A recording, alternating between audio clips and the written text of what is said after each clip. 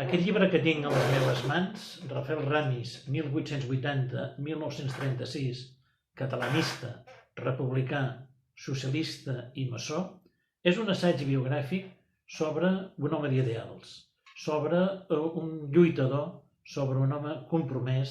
que va tenir una trajectòria exemplar al llarg de tota la seva vida. Mestre, polític, activista social i cultural, es va haver d'exiliar durant la dictadura de Primo de Rivera a París, època a la qual va lluitar al costat de Francesc Macià per recuperar les llibertats perdudes amb la dictadura. En el seu retorn al país, s'estableix a Barcelona, on continua la seva militància política a la Unió Socialista de Catalunya i també el seu activisme social que el va portar a fundar i a ser el primer president de l'Associació de Funcionaris de la Generalitat de Catalunya. Un llibre que és un repàs a la seva trajectòria vital en tres grans espais: Figueres i l'Empordà, París i Barcelona.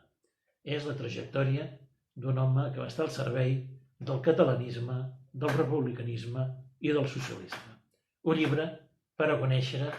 una part de la nostra història, de la nostra memòria col·lectiva, que varen protagonitzar molts homes i dones des d'una segona línia de lluita, però que va ser imprescindible per fer avançar aquest país en unes vies de progrés i de llibertat.